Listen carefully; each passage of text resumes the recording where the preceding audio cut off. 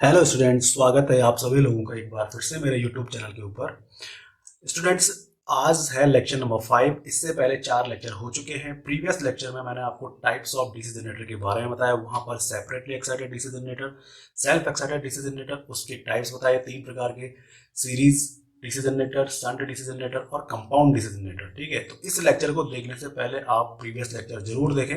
ठीक है, और जो भी नए स्टूडेंट्स वीडियो को देख रहे हैं, अगर उनका डीसी मशीन का कॉन्सेप्ट अभी अभी वो सीधे इस लेक्चर को देख रहे हैं, तो पहले मेरा उनसे रिक्वेस्ट है कि आप आई बटन पर जाकर के पहले प्रीवियस लेक्चर्स जरूर देखें। तभी जो है आपके ये जो टॉपिक चल रहा है वो आपके समझ में आएगा। ठीक है, वरना कोई फायदा नहीं होने वाला आपको। तो जो स्टूडेंट तैयारी कर रहे हैं, जिन्होंने पढ़ा है उनके लिए तो ठीक है, बट जिनका फर्स्ट टाइम है तो वो पहले जो है उन लेक्चर्स को जरूर देखें। ठीक है, तो आज मैं स्टार्ट कर रहा हूँ डीसी मशीन में आर्मेचर रिएक्शन। बहुत ही इंपॉर्टेंट टॉपिक है, चाहे सेमेस्टर एग्जाम के व्यूज से देखें, चाहे आप कंपटीशन के व्यूज से देखें। ठीक है, दोनों व्यूज के हिसाब से अगर मैं देखूं तो ये बहुत ही इंपॉर्टेंट टॉपिक है। ठीक है, तो आज शुरू करते हैं armature reaction in DC machine. ठीक तो सिंपल से अगर मैं बोलूं, आर्मेचर रिएक्शन का मतलब होता है effect of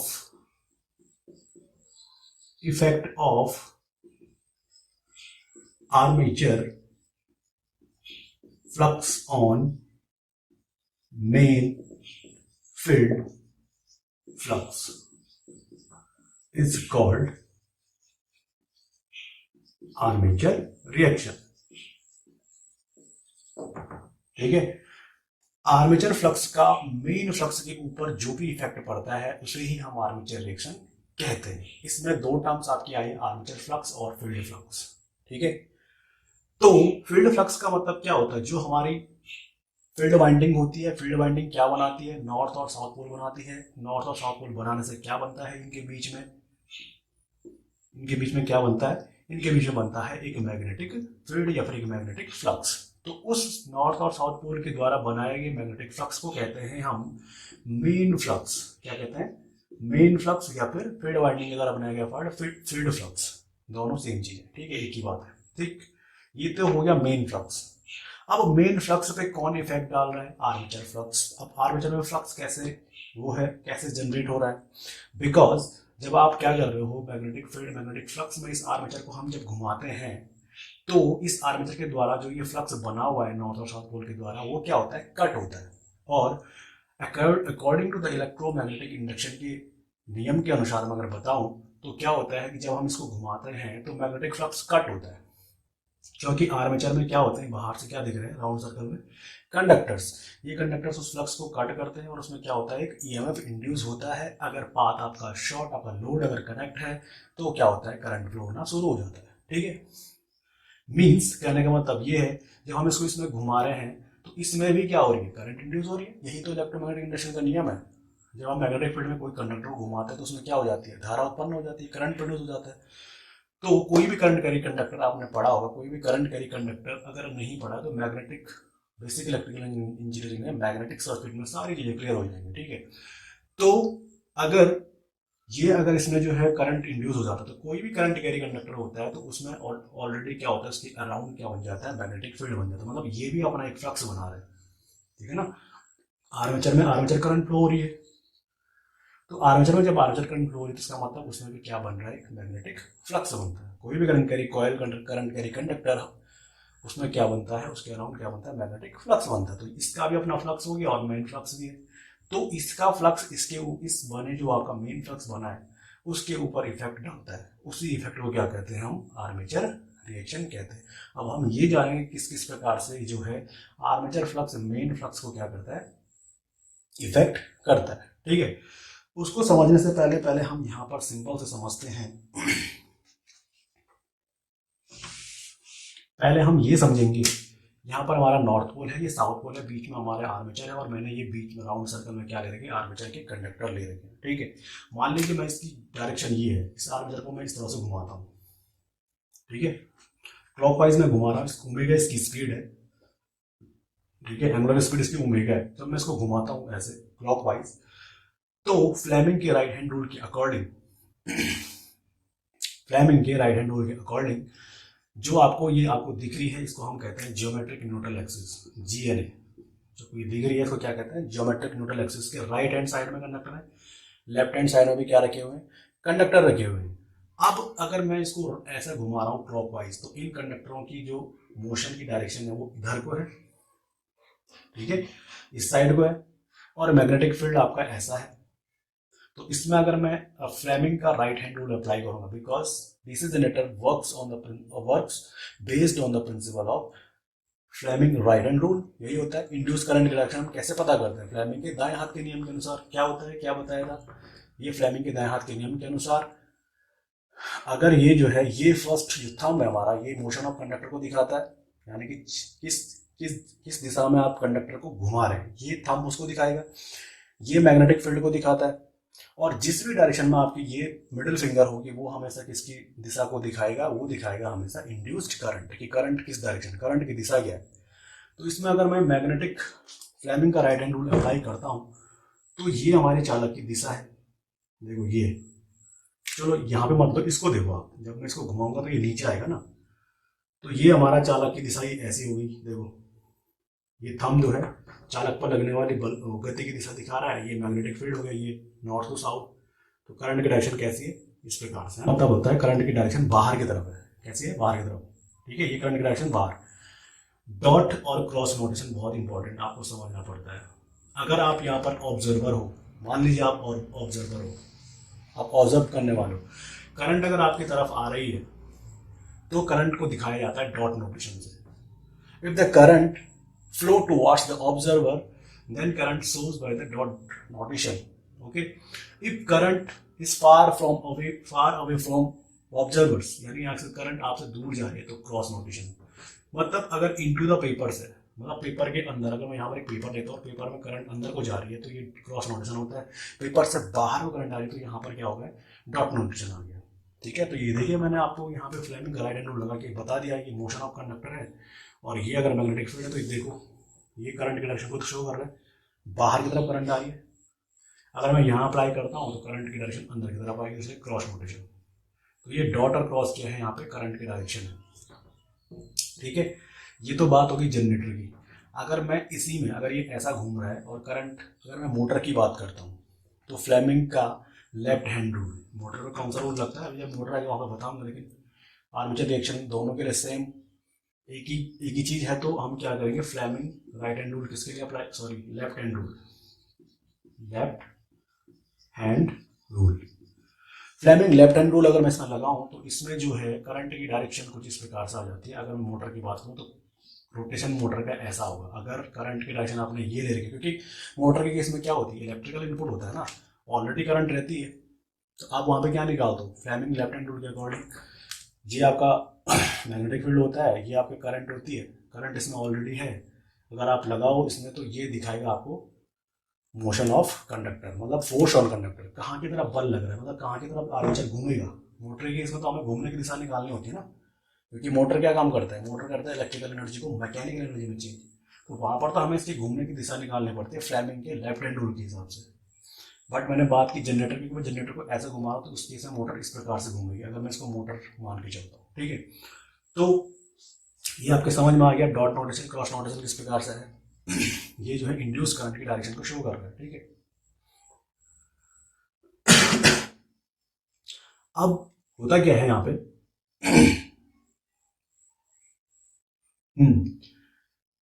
geometric neutral axis, geometric neutral axis जो है आपकी, मैं यहाँ पे लिख देता हूँ,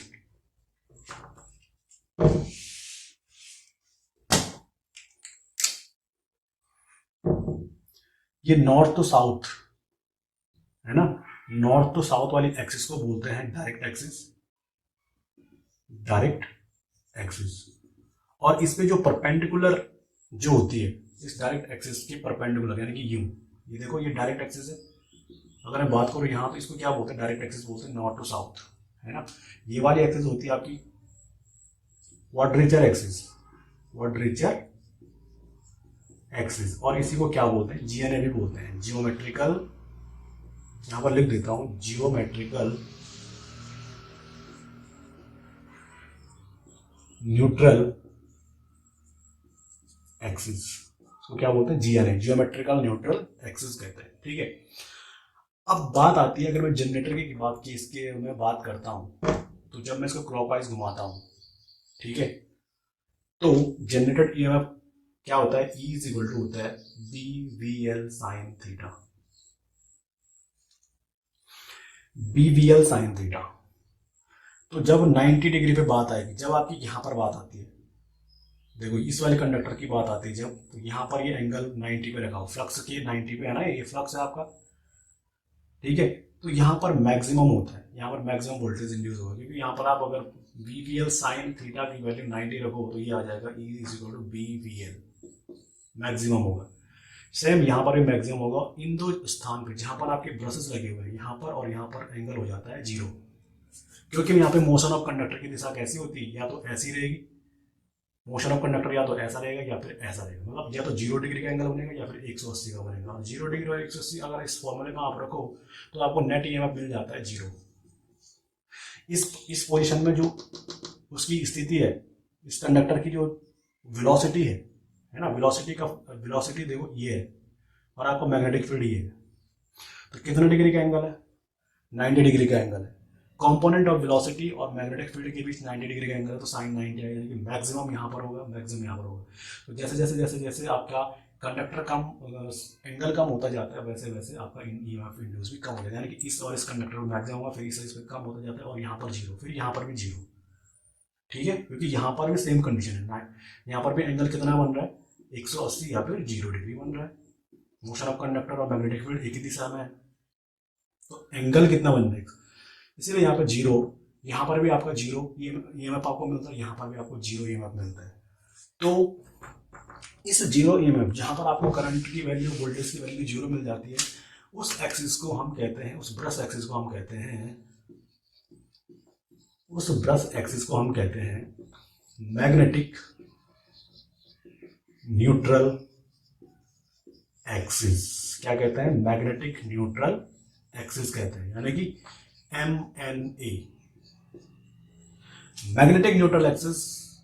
इस ब्रश की जो है परपेंडिकुलर एक्सिस को हम क्या कहते हैं, मैग्नेटिक न्यूट्रल एक्सिस कहते हैं, जहां पर आपका करंट और वोल्टेज क्या है, जीरो होता है, जीरो, इसलिए उसको मैग्नेटिक न्यूट्रल एक्सिस कहते हैं, ठीक है। इस पोजीशन में करंट, इंड्यूस्ड करंट क्या होती है, जीरो होती है, तो उस एक्सिस को क्या कहते हैं, मैग्नेटिक न्यूट्रल एक्सिस कहते हैं। ये चीज समझ में आई सबके, ठीक है। अब हम आगे बढ़ते हैं, ठीक। तो स्टूडेंट्स अब बात करते हैं हम आर्मेचर रिएक्शन को समझने के लिए। सबसे पहले हम लेते हैं केस वन। केस वन में क्या, अगर मैं बात करता हूं तो मैंने यहाँ पे जो है आर्मेचर पे कोई भी लोड नहीं लगा है, मींस आर्मेचर आपका ओपन सर्किट है, आर्मेचर पे कोई लोड नहीं है, तो मतलब वहां पर कोई भी करंट इंड्यूस नहीं होगी, ठीक है। सिर्फ हमने क्या कंसिडर करा हुआ है, मेन फ्लक्स, मेन फील्ड के फ्लक्स को कंसिडर करा हुआ है, ठीक है। तो केस वन, व्हेन आर्मेचर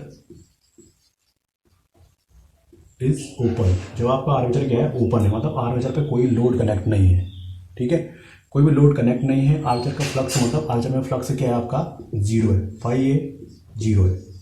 जब कोई लोड कनेक्ट ही नहीं होगा आर्मेचर में, तो आर्मेचर में करंट इंड्यूस, करंट फ्लो होगी ही नहीं। आर्मेचर में करंट फ्लो अगर होगी भी तो बहुत ही कम करंट फ्लो होगी, ठीक है, तो उससे फ्लक्स नहीं बनेगा, आर्मेचर फ्लक्स नहीं बनेगा, ठीक। अब जब आर्मेचर आपका ओपन है, आर्मेचर पर कोई भी लोड कनेक्ट नहीं है, ठीक है, तो आर्मेचर फ्लक्स हो जाएगा जीरो, ठीक। इस स्थिति में आर्मेचर में कोई फ्लक्स नहीं है, तो देखो यहाँ पर आपको अभी तक मैंने डॉट नोटेशन दिखाया, क्रॉस नोटेशन दिखाया, जब आर्मेचर में करंट फ्लो हो रही थी, जब आर्मेचर का फ्लक्स बन रहा था, ठीक है ना। अभी आर्मेचर में कोई फ्लक्स नहीं बन रहा है, क्योंकि आर्मेचर में कोई करंट ही नहीं है, डॉट नोटेशन क्रॉस नोटेशन आपको गायब है, मीन्स कोई भी फ्लक्स इसमें नहीं बन रहा है। सिर्फ कौन सा फ्लक्स काम कर रहा है, हमारा मेन फ्लक्स, ये जो आपको दिखाई दे रहा होगा, नॉर्थ टू साउथ ये लाइन्स मैंने खींची है, ये क्या है आपका, ये आपका मेन फ्लक्स है, ये क्या है आपका मेन फ्लक्स, ठीक है, ये आपका मेन फ्लक्स है, ठीक। तो मेन फ्लक्स जो आपका है, उसकी जो डायरेक्शन है वो सीधे इस प्रकार 180 डिग्री पे है, यानी कि आप कह सकते हो मेन फ्लक्स आपका कैसा है, मेन फ्लक्स की जो डायरेक्शन है वो ये है, फाई एम, इसको दिखा दिया मैंने फाई एम से, ठीक है। ये है आपका केस वन, जब आपका आर्मेचर में कोई भी करंट फ्लो नहीं हो रहा है, आर्मेचर आपका ओपन सर्किट है, नो लोड कंडीशन की बात करूँ तो कोई भी लोड कनेक्ट नहीं है। जब आर्मेचर में कोई भी लोड कनेक्ट नहीं होगा तो आर्मेचर करंट जो है फ्लो ही नहीं होगी। आर्मेचर करंट अगर फ्लो नहीं होगी तो आर्मेचर फ्लक्स भी इसमें नहीं बनेगा। कुल मिलाकर के आर्मेचर फ्लक्स को बनाने का काम कौन करता है? Armature current. यानी कि ये डिपेंड करता है फ्लक्स को। आर्मेचर फ्लक्स बनाने के लिए आर्मेचर करंट होनी चाहिए ना, क्योंकि ऑलवेज करंट कैरी कंडक्टर क्या बनाएगा? मैग्नेटिक फ्लक्स बनाता है। ये मैंने आपको पहले बताया। जब करंट ही नहीं होगी तो फ्लक्स भी क्या हो जाएगा? जीरो। तो यहाँ पर ओपन सर्किट है, कोई लोड कनेक्ट नहीं है। जब लोड कनेक्ट नहीं होगा तो करंट भी फ्लो नहीं होती है ना, यही चीज़ है। जब करंट नहीं होगी तो फ्लक्स नहीं बनेगा। तो देखो करंट नहीं दिखा रही है। तो ये आपका इस टाइम फर्स्ट केस में जो है मेन फील्ड फ्लक्स काम कर रहा है, जो नॉर्थ टू साउथ पोल काम कर रहा है, और उसकी डायरेक्शन क्या है? ये उसकी डायरेक्शन है फाई एम। ठीक, नेक्स्ट हम इस पर बात करते हैं केस 2। अगर मैं केस 2 की बात करता हूँ,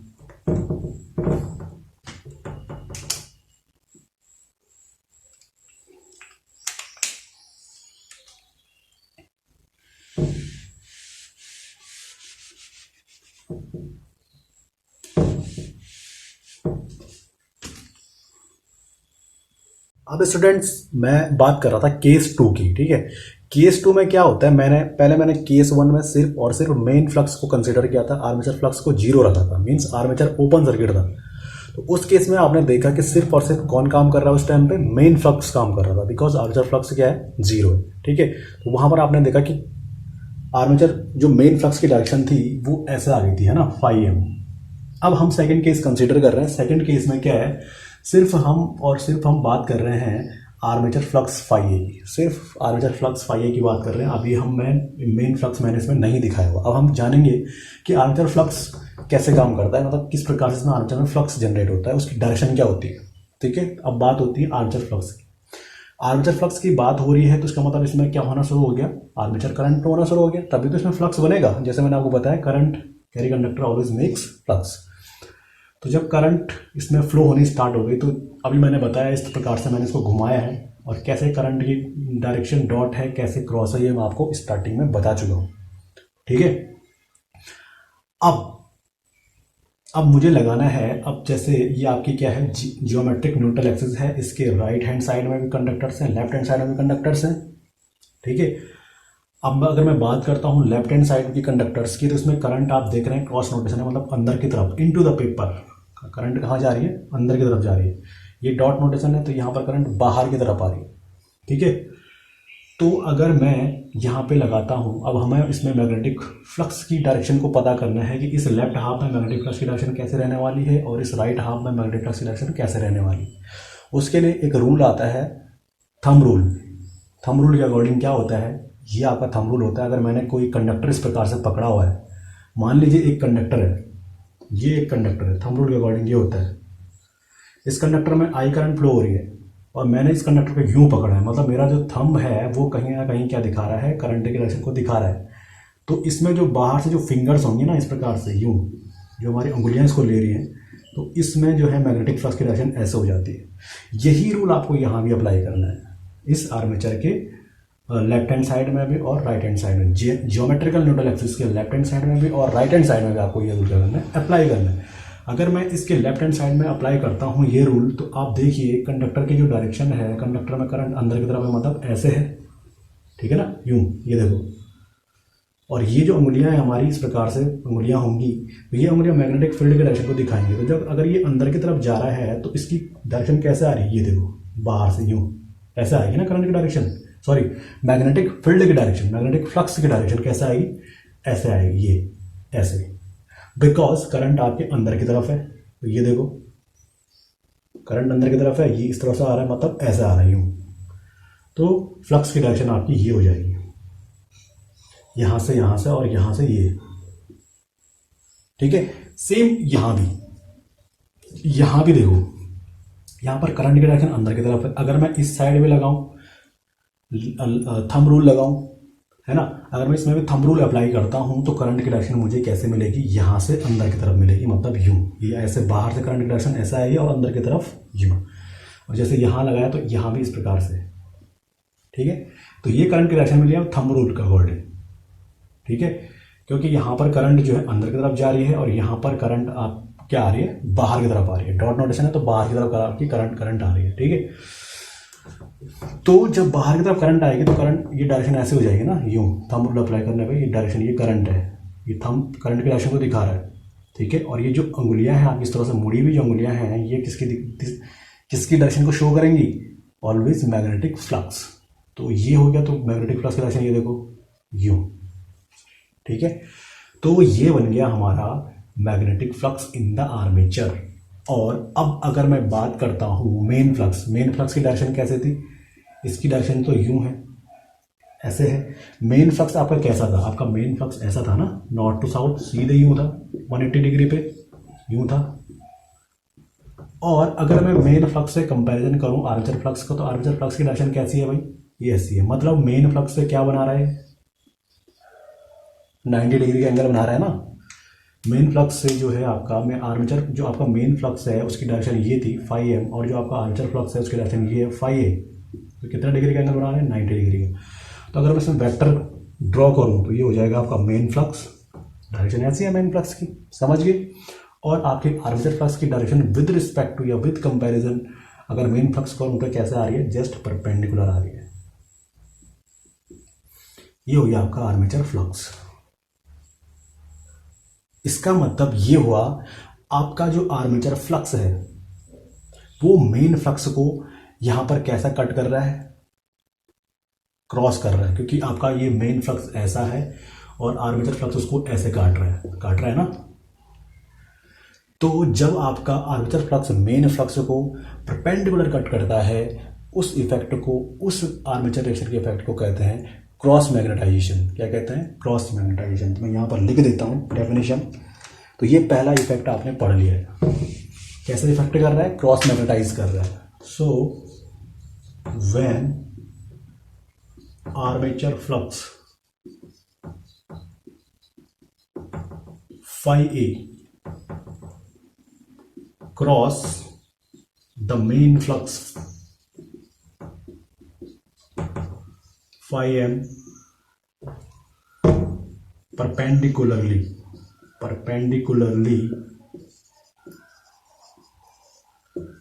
effect is called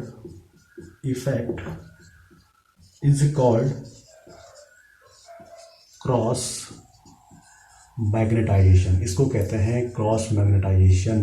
जब भी आपका आर्मेचर फ्लक्स जो है मेन फ्लक्स को 90 डिग्री पे क्या करता है, कट करता है, उस फ्लक्स के, उस आर्मेचर फ्लक्स का मेन फ्लक्स पे इफेक्ट को, उस इफेक्ट को कहते हैं cross magnetization. This is the first effect, समझ में आ गया। अब क्रॉस मैग्नेटाइजेशन डिपेंड करेगा आर्मेचर फ्लक्स पे, और मैंने जैसे आपको बताया है आर्मेचर फ्लक्स किस पे डिपेंड करता है, आर्मेचर करंट पे। जितना ज़्यादा आर्मेचर करंट होगा उतना ज़्यादा आपका आर्मेचर फ्लक्स होगा, जितना कम आपका आर्मेचर करंट होगा उतना कम आपका आर्मेचर फ्लक्स होगा। अगर मैं इसका रिजल्टेंट खींचूँ तो रिजल्टेंट कुछ ऐसा आता है फाई आर। रिजल्टेंट का मतलब वेक्टर में रिजल्टेंट खींचता है ना, अगर मैं दोनों को जोड़ूँ, रिजल्टेंट का मतलब phi R is equal to क्या है, phi A plus phi M. कुछ इस तरह से मैंने ये रिजल्टेंट खींचा हुआ है, ठीक है। सो ये हो गया आपका आर्मेचर फ्लक्स, ठीक। तो स्टूडेंट्स आर्मेचर रिएक्शन में क्रॉस मैग्नेटाइजेशन के केस में क्या हो रहा है, हमारा आर्मेचर फ्लक्स मेन फ्लक्स को 90 डिग्री पे क्या कर रहा है, उसे क्रॉस कर रहा है, उस इफेक्ट को क्रॉस मैग्नेटाइजेशन हमने कहा, ठीक है। मतलब कुछ इस प्रकार से अगर मैं इसका रिजल्टेंट खींच रहा हूँ तो मुझे इसका रिजल्टेंट क्या मिल रहा है, इसको बोलते हैं हम फाई आर रिजल्टेंट। ये फाई आर डिपेंड करेगा आपका आर्मेचर फ्लक्स पे। अगर इसकी वैल्यू कम है, ठीक है ना, अगर इसकी वैल्यू कम हो जाए, फाई ए, ये फाई एम है आपका, तो ये देखो फाई आर भी क्या हो जाएगा, कम हो जाएगा, रिजल्टेंट आपका कम हो रहा है। मीन्स आपका आर्मेचर फ्लक्स डिपेंड कर रहा है आर्मेचर करंट पे, और रिजल्टेंट भी डिपेंड करता है आपका, क्योंकि ये तो कांस्टेंट है, मेन फ्लक्स तो आपका, मेन फ्लक्स तो कांस्टेंट ही रहेगा। में से हमें चेंज क्या होगा, आर्मेचर करंट चेंज होगी तो आपका आर्मेचर फ्लक्स चेंज होगा, और उससे रिजल्टेंट फ्लक्स भी क्या होता है, चेंज होता है, ठीक है। अब हम बात करते हैं, हम इसको थोड़ा सा और समझते हैं। देखिए फर्स्ट केस में हमारा फ्लक्स क्या था, फाई एम, ठीक है। अभी मैंने बात की जो हमारा रिजल्टेंट फ्लक्स आ रहा है वो आ रहा है phi M plus phi A, ठीक है। Resultant flux phi R is equal to phi M plus phi A. लेकिन जब स्टार्टिंग में जब मैंने बात की किसकी, सिर्फ जब मैंने कौन सा केस लिया था जहाँ पर हमारा आर्मेचर फ्लक्स जीरो है, मतलब फाई ए जीरो है, तो इस स्थिति में अगर मैं फाई ए जीरो लूँ तो हमारा फाई आर क्या हो जाएगा, फाई एम के बराबर हो जाएगा, है ना। मतलब हमारा फाई आर इसी पे आ जाएगा, यही होता है, फाई आर हमारा इसी पे आ जाएगा। बिकॉज फाई आर जो हमने देखा रिजल्टेंट फ्लक्स किस किस का अलजेब्रिक सम है, मेन फ्लक्स का और आर्मेचर फ्लक्स का। जब हमारा आर्मेचर फ्लक्स जीरो है, मीन्स स्टार्टिंग केस जो मैंने लिया जहाँ पर हमारा आर्मेचर फ्लक्स जीरो है, तब उस स्थिति में क्या हो रहा है, फाई आर फाई एम लिया, रिजल्टेंट फ्लक्स जो है मेन फ्लक्स के बराबर आ रहा है। तो ये वो स्थिति है, एक ही उस पर आ जाएंगे दोनों। और हमेशा आपको पता है जो आपका मैग्नेटिक न्यूट्रल एक्सिस होती है ये कुछ इस प्रकार से होती है, 90 डिग्री मेन फ्लक्स से। ये देखो ये आपकी मैग्नेटिक न्यूट्रल एक्सिस है, GNA MNA, ठीक है। जहाँ पर आपके ब्रश की जो एक्सिस को 90 डिग्री पे काट रही है उसे हम मैग्नेटिक न्यूट्रल एक्सिस बोलते हैं। क्या होती है ये भी मैंने आपको बता दिया है, ठीक है। ये आपकी MNA है। तो यहां से आपको एक कंक्लूजन मिल रहा है कि रिजल्टेंट फ्लक्स और MNA जो है हमेशा कैसे रहेंगे, परपेंडिकुलर ही रहते हैं, ठीक है। रिजल्टेंट फ्लक्स और MNA कैसे होंगे, परपेंडिकुलर ही होने चाहिए। ब्रश पोजीशन जो है हमेशा MNA के साथ ही होता है। अगर MNA शिफ्ट होती है तो आपकी ब्रश पोजीशन भी क्या होगी, शिफ्ट होगी, ठीक। लेकिन जब आपका आर्मेचर फ्लक्स काम कर रहा है, मींस जब आपका आर्मेचर फ्लक्स फाई भी काम कर रहा है 90 डिग्री पे और आपका मेन फ्लक्स दोनों काम कर रहे हैं, तब आपका रिजल्टेंट कहाँ पे आ रहा था, यहाँ पे आ रहा था ना, ये। अब रूल के अकॉर्डिंग देखो क्या होना चाहिए, MNA जो है फाई आर और MNA के बीच का एंगल 90 डिग्री होना चाहिए। अब देखिए जब फाई आर आपका ऐसा आ गया तो 90 डिग्री इधर आएगा ना, ये हो गया 90 डिग्री। मींस आपका अब MNA की जो पहले पोजीशन ये थी अब ऐसा नहीं रही, क्योंकि आपका रिजल्टेंट फ्लक्स चेंज हो चुका है, यानी कि आर्मेचर फ्लक्स ने इफेक्ट डाल दिया है मेन फ्लक्स पे, इसीलिए MNA भी क्या हो जाएगा, शिफ्ट हो जाएगा। यही आर्मेचर रिएक्शन है, समझिए, ढंग से समझिए पॉइंट मैं क्या कह रहा हूँ। मेन आर्मेचर फ्लक्स ने मेन फ्लक्स पे इफेक्ट डाल दिया है। पहले केस में MNA और रिजल्टेंट फ्लक्स जीरो था, रिजल्टेंट फ्लक्स और फाई एम एक ही पोजीशन थी दोनों की, क्योंकि वहां पे आर्मेचर फ्लक्स जीरो था, ठीक है। जब आर्मेचर फ्लक्स पिक्चर में आ गया, जब आर्मेचर फ्लक्स भी होगा ही होगा, ठीक है ना, जब आर्मेचर फ्लक्स पिक्चर में आ गया तब क्या हो रहा है, ये रिजल्टेंट फ्लक्स आपका यहाँ पर आएगा, तो MNA जो आपकी मैग्नेटिक न्यूट्रल एक्सिस है वो भी 90 डिग्री पे कहाँ हो जाएगी, यहाँ पर शिफ्ट हो जाएगी।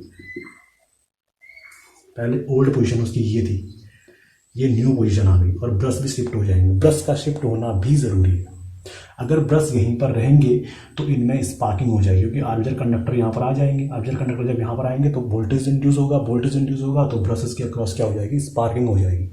इसीलिए ब्रशेस भी क्या हो जाते हैं, MNA के साथ साथ साथ शिफ्ट हो जाते हैं। देखो पहले MNA ये थी, अब जो आपकी MNA है वो शिफ्ट हो गई है इतनी। क्यों शिफ्ट हुई है ये समझ गए होंगे आप, इसलिए शिफ्ट हुई, क्योंकि आपका रिजल्टेंट फ्लक्स चेंज हो चुका है। तो जब आपका रिजल्टेंट फ्लक्स चेंज हो चुका है तो रिजल्टेंट फ्लक्स जैसे चेंज हुआ तो उसी हिसाब से ये MNA पहले ऐसे थी, अब ये देखो इतनी घूम गई है, ठीक है। तो उसके घूमने से क्या होगा, अब ये घूम गई है तो अब आपको पता है इसके लेफ्ट हैंड साइड में डायरेक्शन एक जैसी होगी, इधर एक जैसी होगी। अगर इधर क्रॉस डायरेक्शन थी आपकी तो ये दोनों भी आपके अब क्या हो जाएंगे, डॉट से क्रॉस हो जाएंगे, ठीक है। नई MNA जब बन जाएगी तो ये जहां पर कंडक्टर में ये डॉट डायरेक्शन थी अब इसमें क्रॉस डायरेक्शन आ जाएगी, और ये दो क्रॉस वाले आपके क्या हो जाएंगे, डॉट हो जाएंगे।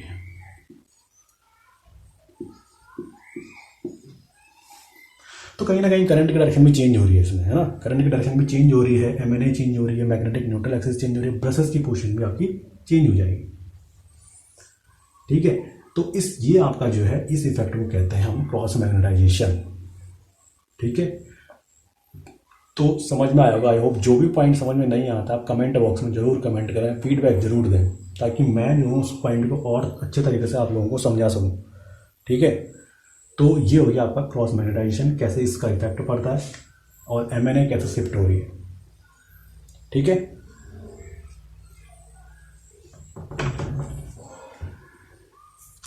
तो स्टूडेंट्स अब हम समझते हैं final step of armature reaction, जहां पर मैंने दोनों फ्लक्स को एक साथ लिया हुआ है। मैंने इस डायग्राम में आपको मेन फ्लक्स भी दिखाया है और आर्मेचर फ्लक्स भी दिखाया हुआ है। पहला केस मैंने लिया था सिर्फ मेन फ्लक्स का, दूसरा केस मैंने लिया था आर्मेचर फ्लक्स का, क्योंकि वो मैंने समझाने के लिए आपको बताया था कैसे कैसे काम। बट आर्मेचर रिएक्शन तो कंबाइंड में ही होगी ना, जब दोनों फ्लक्स एक साथ काम करें तभी तो आर्मेचर रिएक्शन होगी। मेन फ्लक्स से आर्मेचर फ्लक्स नहीं होगा तो कैसे आर्मेचर रिएक्शन होगी, वो तो मैंने आपको समझाने के लिए बताया था, ठीक है। अब हम जो है समझते हैं क्रॉस मैग्नेटाइजेशन इफेक्ट, हम समझ चुके हैं, है ना। क्रॉस मैग्नेटाइजेशन इफेक्ट में मैं एक बार दोबारा आपको बता देता हूँ। क्रॉस मैग्नेटाइजेशन इफेक्ट में जब आपका मेन फ्लक्स ऐसे काम करता है फाई एम, तो फाई आपका ऐसे काम करता है, बता दिया था मैंने आपको, परपेंडिकुलर इसको काटता है तो क्रॉस कर रहा है, मतलब आपका फ्लक्स ऐसा बना हुआ है वो उसको ऐसे काट रहा है, मतलब ऐसे उसको क्या कर रहा है, क्रॉस। तो इसीलिए उसको हम क्रॉस मैग्नेटाइजेशन इफेक्ट कहते हैं। और क्रॉस मैग्नेटाइजेशन इफेक्ट में क्या करता है, वो फ्लक्स को कट करता है, परपेंडिकुलरली क्या करता है, काटता है। तो उस इफेक्ट को बोलते हैं क्रॉस मैग्नेटाइजेशन इफेक्ट। उसमें क्या हो रही है, हमारी एमएनए क्या हो रही थी, शिफ्ट हो रही थी, मैग्नेटिक न्यूट्रल एक्सिस क्या हो जाती है, शिफ्ट हो जाती है। ठीक है, ब्रश भी उसमें क्या हो जाते हैं, शिफ्ट हो जाते हैं। दूसरा इफेक्ट आता है डी मैग्नेटाइजेशन इफेक्ट। क्या आता है दूसरा इफेक्ट, डी मैग्नेटाइजेशन इफेक्ट।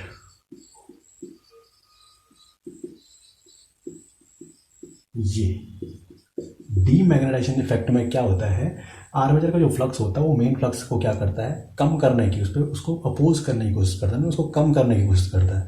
यानी कि आर्मेचर फ्लक्स कम होगा तो आपको पता है आर्मेचर फ्लक्स जो आपका होता है, ठीक है ना, आर्मेचर फ्लक्स जो आपका होता है फाई, जो यूजफुल फ्लक्स है, वो सीधे सीधे जनरेटेड ईएमएफ पे डिपेंड करता है। बताया था मैंने आपको। इजी इज इक्वल टू क्या होता है, N P phi Z upon 68। देखने के लिए लेक्चर नंबर 2 और 3 इनमें से कहीं पे मैंने पढ़ाया है।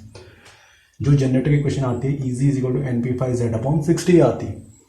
ठीक है, तो यहाँ से अगर मैं देखूँ तो इजी और फाई दोनों एक साथ हैं ऊपर, प्रोपोर्शनल फाई मीन्स इसका मतलब क्या हुआ, फ्लक्स को बढ़ाने के लिए जनरेटेड ईएमएफ ज़्यादा होना चाहिए। ज़्यादा वोल्टेज बनेगा तो ही आपका फ्लक्स भी क्या होगा, ज़्यादा होगा। मीन्स मतलब ज़्यादा फ्लक्स क्रिएट होगा तो ही आपका वोल्टेज भी ज़्यादा इंड्यूस होगा। ठीक है ना, मतलब मेन फ्लक्स आपका बढ़ेगा, मेन फ्लक्स जितना ज़्यादा होगा उतना ज़्यादा आपका वोल्टेज इंड्यूस होगा। अब यहाँ पर तो क्या हो रहा है, यहाँ पर आर्मेचर फ्लक्स जो है, इस मेन फ्लक्स को मैं डी मैग्नेटाइजेशन इफेक्ट की बात कर रहा हूँ।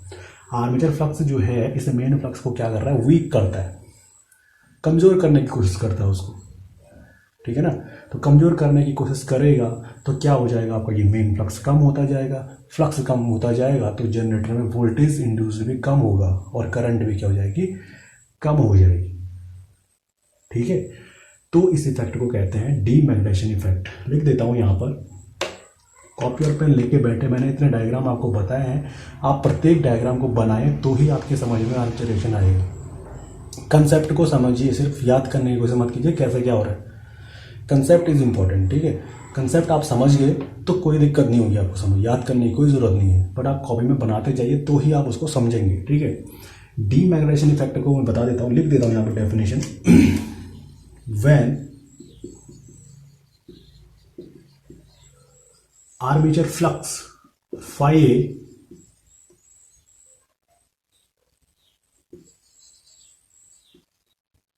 आर्मेचर फ्लक्स फाई ए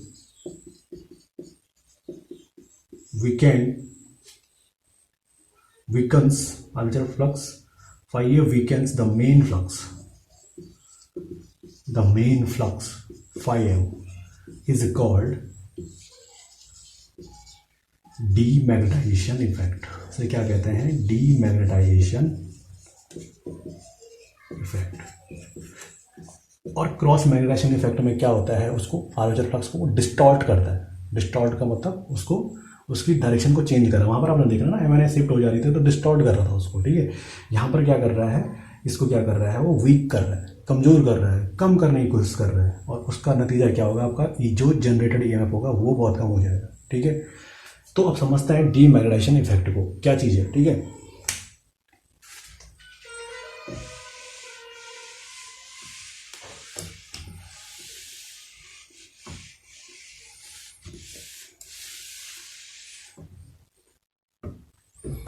अब देखिए डायग्राम से, इस सर्किट को ध्यान से देखिए।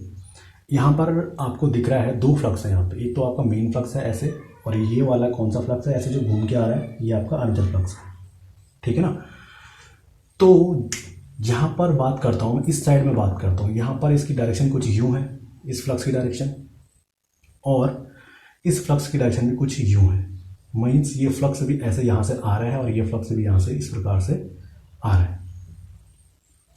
ठीक है, तो ये दोनों फ्लक्स क्या हो रहा है, कहीं ना कहीं ऐड हो रहे हैं। ये ऐसे आ रहा है और ये भी इस प्रकार से आ रहा है। ठीक है, तो जो आपके ये नॉर्थ पोल की पोल टिप होती है, अपर पोल टिप होती है, अपर पोल टिप, तो यहाँ पर ये फ्लक्स कहीं ना कहीं इस तरह से, जैसे ये फ्लक्स यहाँ से आ रहा है और ये फ्लक्स इस प्रकार से आ रहा है और ये फ्लक्स इस प्रकार से आ रहा है, दोनों मिल रहे हैं। तो यहाँ पर अपर पोल टिप पर क्या हो जाता है, मैग्नेटिक फील्ड क्या हो जाता है, स्ट्रॉन्ग हो जाता है। कैसा हो जाता है, strong magnetic field. Strong magnetic field क्यों बन रहा है, बिकॉज आपका जो आर्मेचर का फ्लक्स है वो भी इस अपर पोल टिप की बात, अपर पोल टिप का मतलब यहाँ पर, लोअर पोल टिप यहाँ पर, साउथ का अपर पोल टिप ये, लोअर पोल टिप ये। तो अपर पोल टिप पर ये दोनों फ्लक्स क्या हो रहे हैं, ऐड हो रहे हैं, यानी कि आर्मेचर फ्लक्स भी और मेन फ्लक्स भी। इसीलिए अपर पोल टिप पर जो आपकी मैग्नेटिक फील्ड की स्ट्रेंथ होगी वो क्या होगी, ज़्यादा होगी, स्ट्रॉन्ग मैग्नेटिक फील्ड। और इसी के अपोजिट लोअर पोल टिप पर आपकी मैग्नेटिक फील्ड की इंटेंसिटी कैसी होगी, weak magnetic field, weak magnetic field यहाँ पर वीक हो जाएगी। जस्ट इसके अपोजिट, जहां आप साउथ पोल की अगर मैं बात करता हूं तो साउथ पोल में जस्ट अपोजिट हो रहा है। देखो कैसे, ये इस तरह से आर्मेचर फ्लक्स ऐसे आ रहा है और ये भी इस प्रकार से ऐसे आ रहा है, ठीक है। तो ये एक दूसरे को क्या कर रहे हैं यहाँ पर, ये ऐसे इनकमिंग है, ये एक इनकमिंग है, दोनों इनकमिंग है। ये तो एक दूसरे को क्या करेंगे भाई, दो फ्लक्स ऐसे आ रहे हैं, इनकमिंग है दोनों के दोनों, तो वो क्या करेंगे, वो हमेशा एक दूसरे को अपोज करेंगे, बिकॉज ये इस तरह से आ रहा है और ये इस तरह से आ रहा है, दोनों एक दूसरे को अपोज करेंगे। तो यहाँ पर जस्ट अपोजिट हो जाएगा। ये ऊपर का जो पोल टिप है साउथ पोल का, यहाँ पर ये वीक हो जाएगा, यहाँ जस्ट इसके अपोजिट हो जाएगा।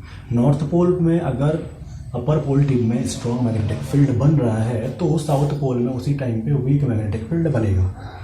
अगर नॉर्थ पोल के जो आपका, ये आपका अपर है, ये आपका लोअर है, अगर नॉर्थ पोल के लोअर में वीक मैग्नेटिक फील्ड है तो साउथ पोल के लोअर में कैसा होगा, स्ट्रॉन्ग मैग्नेटिक फील्ड बनेगा, स्ट्रॉन्ग बनेगा। बिकॉज ये भी इस प्रकार से इनकमिंग है और यहाँ से भी इनकमिंग है ना, ये भी ऐसे आ रहा है और ये भी इस तरह से यहाँ ऐसे आ रहा है ना। तो यहाँ पर दोनों इनकमिंग, यहाँ पर दोनों इनकमिंग फ्लक्स है, तो यहाँ पर क्या हो जाएगा, स्ट्रॉन्ग मैग्नेटिक फील्ड बनेगा, ठीक है। तो इस प्रकार से क्या हो रहा है, हमारा फील्ड आप देख रहे हैं, अपर पोल टिप पे स्ट्रॉन्ग हो रहा है, यहाँ पर कम हो रहा है। तो कुल मिला के मेन फ्लक्स को क्या कर रहा है, वो वीक कर रहा है, यहाँ ये वीक कर रहा है ना। कहीं पर ज़्यादा हो रही डेंसिटी, मैग्नेटिक फील्ड डेंसिटी, कहीं पर बहुत कम हो जा रही है। तो इस इफेक्ट को कहते हैं डीमैग्नेटाइजेशन इफेक्ट कहते हैं। क्या कहते हैं इसको, डीमैग्नेटाइजेशन इफेक्ट कहते हैं, ठीक है। तो कुछ इस प्रकार से आपका फ्लक्स बन जाता है। मैं आपको दिखा देता हूँ आर्मेचर रिएक्शन के बाद कैसा फ्लक्स बनता है।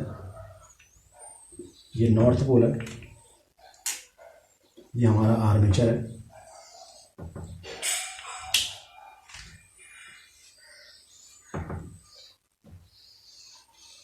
ये हमारा साउथ पोल है, ठीक है। और सही तरीके से बना देता हूँ।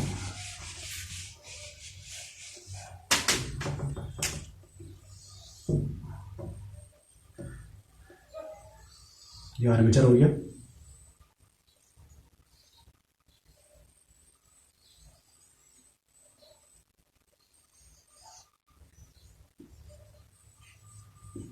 ठीक है। और ये हमारे दोनों क्या हो गए, आपके नॉर्थ पोल साउथ पोल। तो जहां पर स्ट्रॉन्ग मैग्नेटिक फील्ड कहां पर बन रहा है, यहां पर बन रहा है, ठीक है। और कहां पर स्ट्रॉन्ग मैग्नेटिक फील्ड बन रहा है, यहां पर बन रहा है। तो कुछ ये फ्लक्स ऐसे शिफ्ट हो जाता है, यूं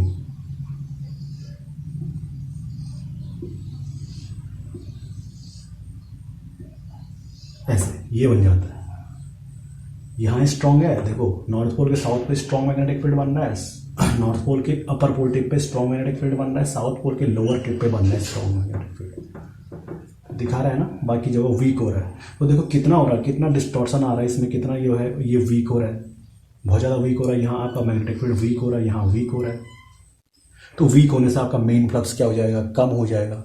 मीन्स कुल मिला के आर्मेचर फ्लक्स जो है आपको दो तरह से इफेक्ट डाल रहा है आपके मेन फ्लक्स में। एक तो वो उसको डिस्टॉर्ट कर रहा है, डिस्टॉर्ट कैसे कर रहा है, देखो ये आपका मेन फ्लक्स था और ये देखो 90 डिग्री पे आपका क्या आ रहा है, आर्मेचर फ्लक्स है। एक तो उसको परपेंडिकुलर काट रहा है, दैट इज क्रॉस मैग्नेटाइजेशन, और एक उसको क्या कर रहा है, देखो पोल टिप्स को वीक कर रहा है उसको। है ना। मैग्नेटिक फ्लक्स डेंसिटी को क्या कर रहा है, बहुत रिड्यूस कर दे रहा है वो लोअर पोल टिप पे, चाहे नॉर्थ पोल के लोअर टिप पे, साउथ पोल के अपर टिप पे, अपर पोल टिप पे। तो कहीं ना कहीं वीक भी कर रहा है। डिस्टॉर्शन पहले केस में क्रॉस मैग्नेटाइजेशन को क्रॉस करके उसको डिस्टॉर्ट कर रहा है, दूसरे केस में डी मैग्नेटाइजेशन में क्या कर रहा है, फ्लक्स को वीक कर रहा है, बहुत ही कमजोर कर दे रहा है। तो इस इफेक्ट को कहते हैं डी मैग्नेटाइजेशन इफेक्ट। ठीक है, ये थे आपका आर्मेचर रिएक्शन, ये आपका क्लियर हो चुका है। जिस भी स्टूडेंट के समझ में कोई भी पॉइंट अभी भी नहीं आया है, कमेंट बॉक्स में कमेंट जरूर करें, फीडबैक जरूर दें, क्योंकि मुझे ही पता चलना चाहिए कि भाई मैं कहाँ पे जो हूँ सही नहीं पढ़ा रहा हूँ। ठीक है, तो फीडबैक जरूर दें, और कोई भी क्वेरी अगर किसी की है तो कमेंट बॉक्स में ज़रूर लिखें। बाकी अगर ये इन्फॉर्मेशन आप लोगों को लगता है कि सही है, सही दी जा रही है, तो कृपया वीडियो को लाइक करें, चैनल को ज़्यादा से ज़्यादा सब्सक्राइब कराएं, अपने दोस्तों को जो भी आपके इलेक्ट्रिकल इंजीनियरिंग से जिनका इलेक्ट्रिकल इंजीनियरिंग में जो भी कुछ भी, चाहे वो डिप्लोमा कर रहा है, चाहे वो कंपटीशन की तैयारी कर रहा है, चाहे वो कुछ भी कर रहा है, आप उन लोगों को ज़रूर ये वीडियो शेयर करें। ठीक है, सो आज के लेक्चर में इतना ही। नेक्स्ट लेक्चर में हम पढ़ेंगे आर्मेचर रिएक्शन को कैसे इंप्रूव किया जाता है। जो ये इफेक्ट ऐसे हो रहे हैं तो इनको सही करने के लिए, फ्लक्स को सही बनाए रखने के लिए क्या क्या इसमें क्या क्या मेथड है, क्या क्या आपके टाइप्स हैं कि कैसे हम इसको आर्मेचर रिएक्शन को इम्प्रूव कर सकते हैं। तो नेक्स्ट लेक्चर में हम वो डिस्कस करेंगे। आज के लेक्चर में इतना ही। चैनल को ज़्यादा से ज़्यादा सब्सक्राइब करें, वीडियोज़ को लाइक करें, शेयर करें। धन्यवाद।